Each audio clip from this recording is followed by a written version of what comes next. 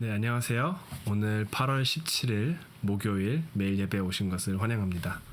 네, 먼저 기도로 시작하도록 하겠습니다. 하나님 아버지, 오늘 이렇게 모두가 매일 예배로 모이게 해주셔서 감사합니다.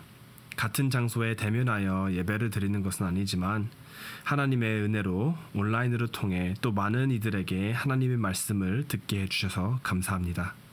하나님, 저희가 하나님의 말씀을 듣기를 원합니다. 하나님과 함께 하길 원합니다. 우리의 삶으로 통해서 하나님이 영광 받들기를 원합니다. 이 시간 예배를 통해 하나님 상한 성도들의 마음을 달래주시옵시고 아픈 이들을 회복하는 은혜를 누리도록 허락하여 주시옵소서. 모든 성도님들이 기도 제목이 있을 줄로 압니다. 그들의 기도를 들어주시옵시고 하나님의 사랑과 임재를 경험하는 하루가 될 수 있도록 또한 인도하여 주시옵소서. 감사드리며 이 모든 말씀 예수님의 이름으로 기도드렸습니다. 아멘. 네, 이 시간 찬송가 575장 주님께 귀한 것 드려를 부르도록 하겠습니다.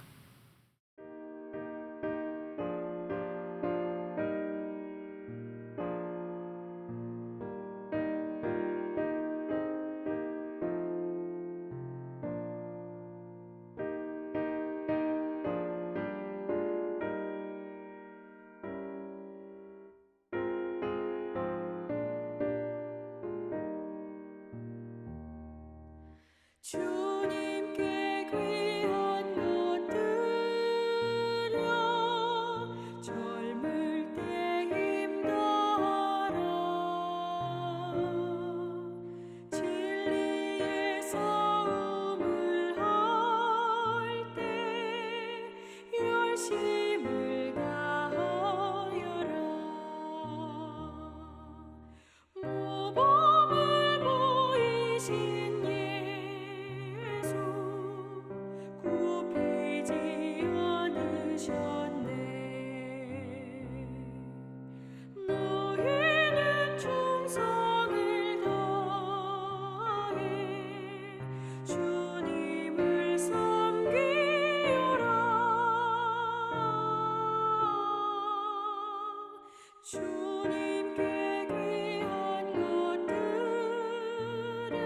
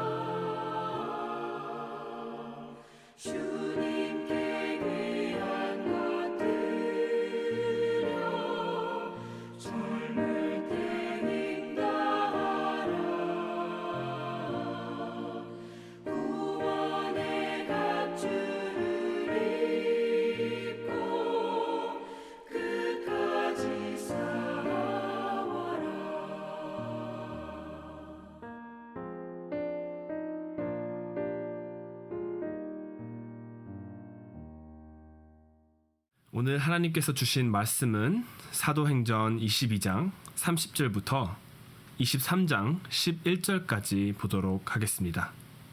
사도행전 22장 30절부터 23장 11절까지입니다. 다 같이 한 목소리로 읽도록 하겠습니다. 이튿날 천부장은 유대인들이 무슨 일로 그를 고발하는지 진상을 알고자 하여 그 결박을 풀고 명하여 제사장들과 온 공회를 모으고 바울을 데리고 내려가서 그들 앞에 세우니라. 바울이 공회를 주목하여 이르되 여러분 형제들아 오늘까지 나는 범사의 양심을 따라 하나님을 섬겼노라 하거늘 대제사장 아나니아가 바울 곁에 서 있는 사람들에게 그 입을 치라 명하니 바울이 이르되 회칠한 담이여 하나님이 너를 치시리로다. 내가 나를 율법대로 심판한다고 앉아서 율법을 어기고 나를 치라 하느냐 하니 곁에 선 사람들이 말하되 하나님의 대제사장을 내가 욕하느냐. 바울이 이르되 형제들아 나는 그가 대제사장인 줄 알지 못하였노라. 기록하였으되 너의 백성의 관리를 비방하지 말라 하였느니라 하더라. 바울이 그중 일부는 사두개인이요 다른 일부는 바리새인인 줄 알고 공회에서 외쳐 이르되 여러분 형제들아 나는 바리새인이요 또 바리새인의 아들이라. 죽은 자의 소망 곧 부활로 말미암아 내가 신문을 받노라. 그 말을 한즉 바리새인과 사두개인 사이에 다툼이 생겨 무리가 나누어지니 이는 사두개인은 부활도 없고 천사도 없고 영도 없다 하고 바리새인은 다 있다 함이라.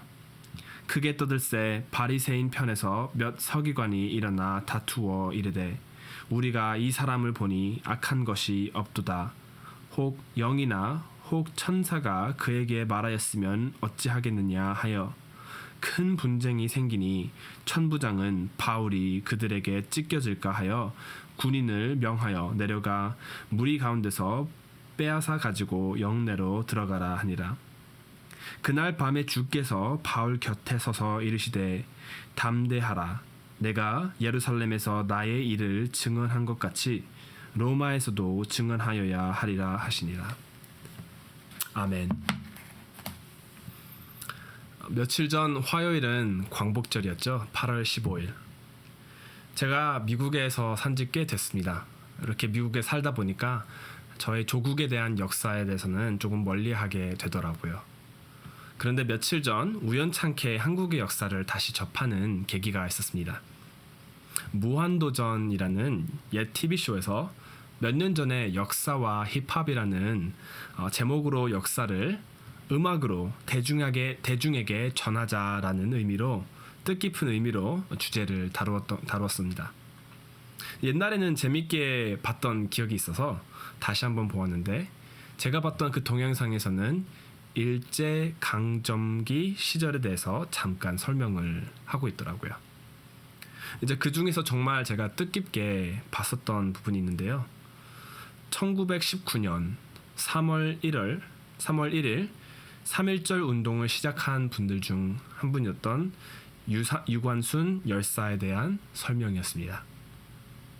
안중근 의사와는 다르게 유관순을 열사라고 부르는 이유는 바로 나라를 위해서 평화로운 방법으로 맨몸으로 저항하다 돌아가신 분들을 열사라고 부른다고 하더라고요.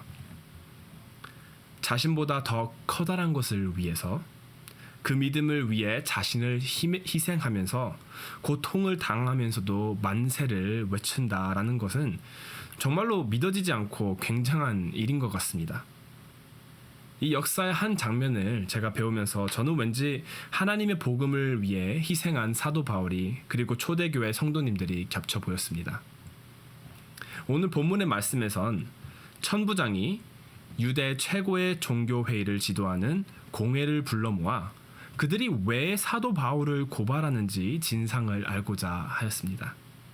근데 그 순간에서도 사도 바울은 겁을 먹지 않고 자신이 하나님을 섬기는 데 있어서 한치 부끄러움이 없고 또한 그로 인해 위험해질 때도 성령께서 주신 지혜로 위험을 피하였습니다.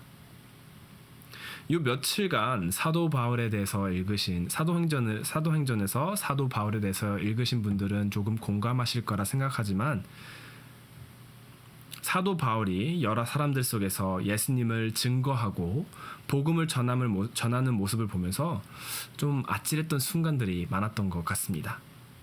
몇 번을 읽어도 이 사도행전은 몇 번이나 읽었지만서도 몇 번을 읽어도 사도 바울이 사명을 위해서 목숨이 위험해지는 순간들을 상상하면 조금 겁이 나긴 합니다. 그는 도대체 어떤 생각을 하고 어떠한 심정이었을까? 이런 생각을 하면서 제가 그 순간에 있었다면 정말 어땠을까 하고 아찔해하는 순간들이 많았습니다. 그와 동시에 사도 바울의 복음에 대한 순종과 열정은 왠지 제 자신을 조금 되돌아보게 하고 나의 말과 행동은 얼마만큼 하나님의 복음을 증거하고 있나 하고 생각하게 만듭니다.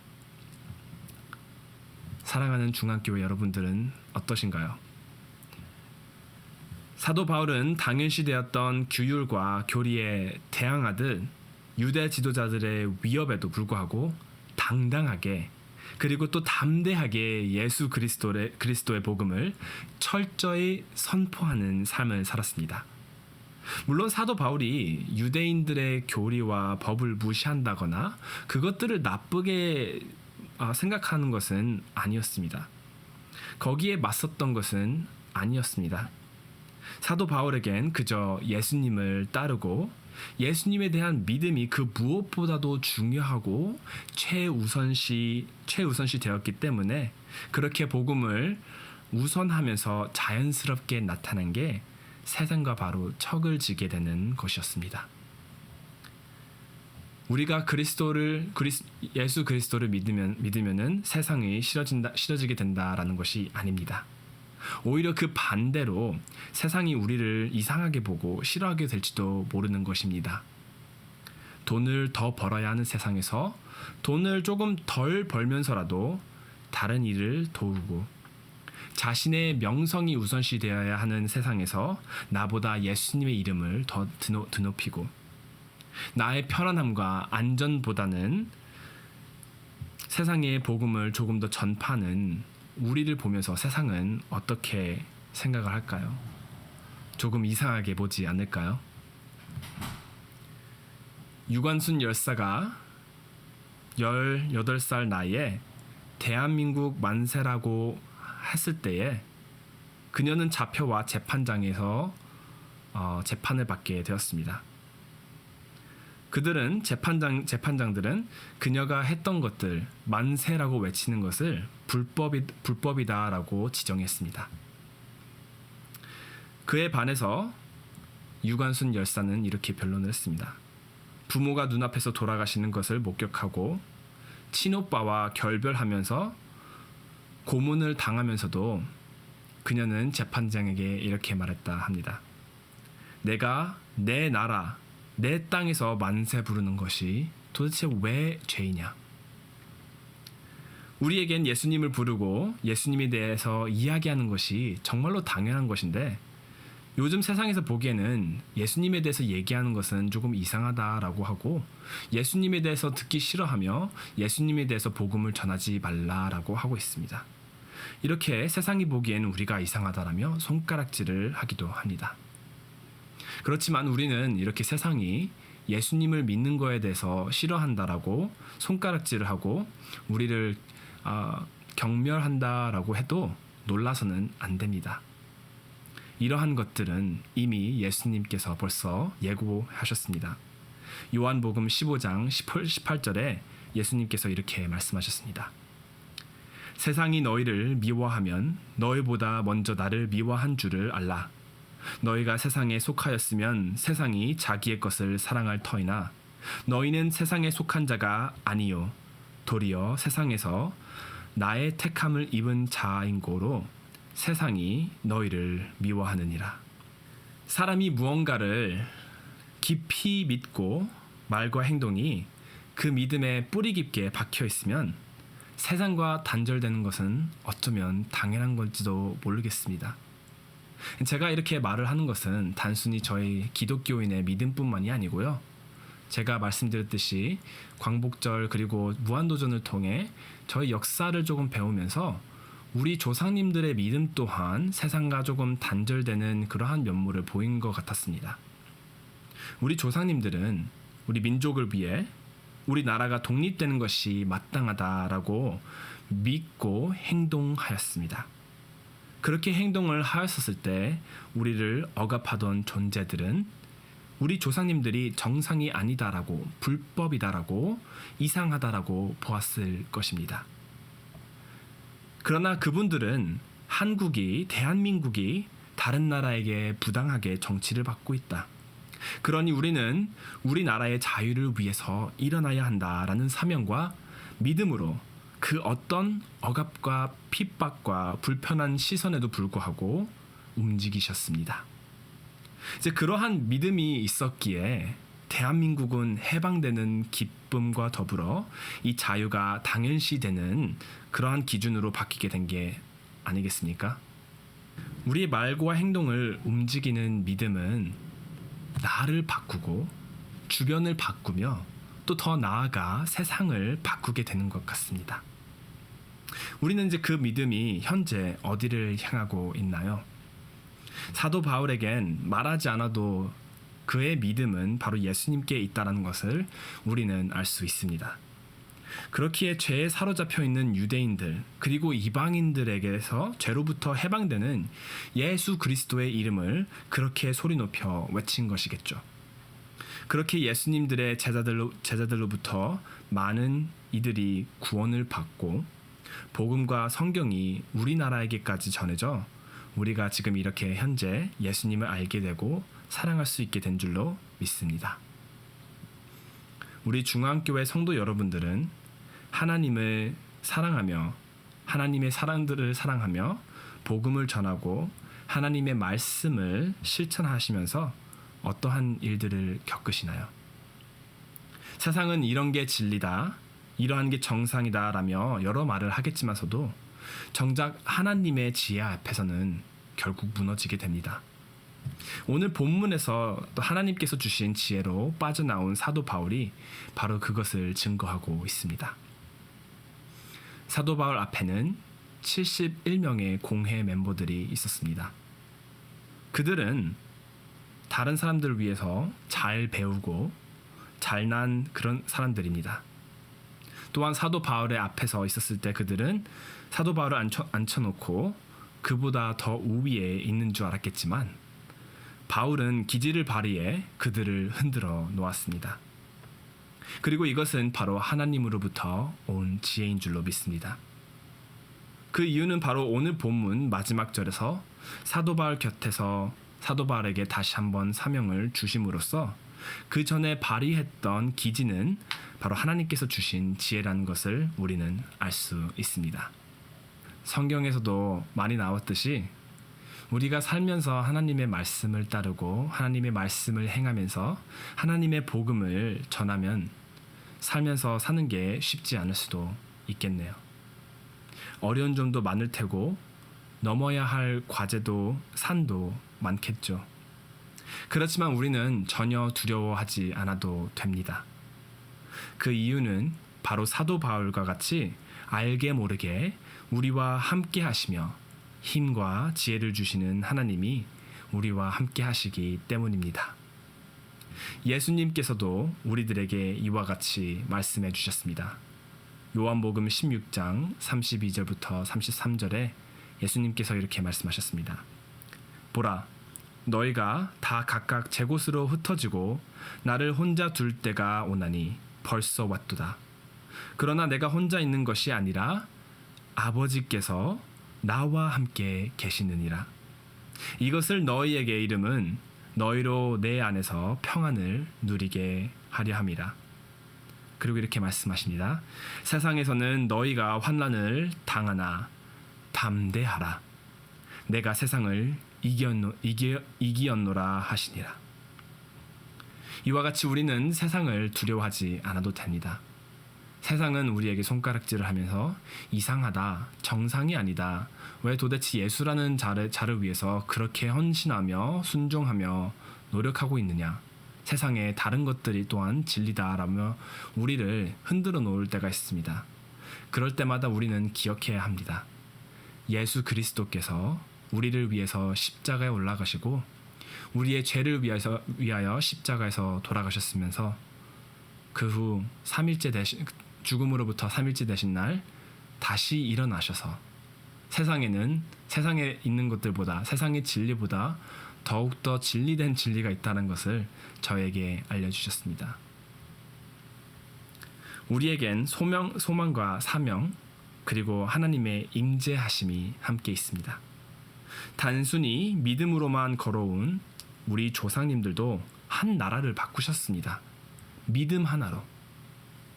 근데 그보다 더 크고 힘 있으시고 인자하시고 사랑하시는 우리 하나님 아버지께서 우리와 함께 하시면, 그리고 우리의 믿음이 그 하나님 아버지께 그리고 예수님께 뿌리를 내리고 우리가 그 삶을 산다면 우리는 단순히 한 나라뿐만이 아니고 온 세상에 빛을 발하며 세상을 바꿀 수 있을 줄 믿습니다. 기도하겠습니다. 하나님 아버지, 오늘 또한 이렇게 매일 예배를 통해서 하나님의 말씀을 들을 수 있고 하나님의 말씀에 귀를 기울 수 있도록 인도하여 주신 것 감사드립니다. 하나님, 저희가 살면서 부끄러울 때가 가끔 있습니다. 그런 부끄러운 것은 하나님, 저희가 하나님의 믿음을 더욱더 굳건하게 지키지 못했을 때입니다. 그렇지만 하나님께서는 예수님을 통해서 저희를 용서해 주시고 저희에게 다시 한번 기회를 주십니다. 하나님, 저희에게 다시 한번 믿음을 확인하고 믿음으로 살 수 있는 기회를 주실 때에 저희에게 힘과 지혜를 주시옵소서.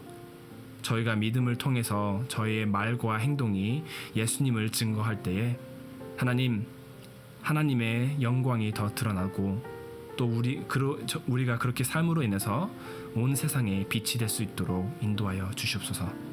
하나님, 감사드리며 이 모든 말씀 예수님의 이름으로 기도드렸습니다. 아멘.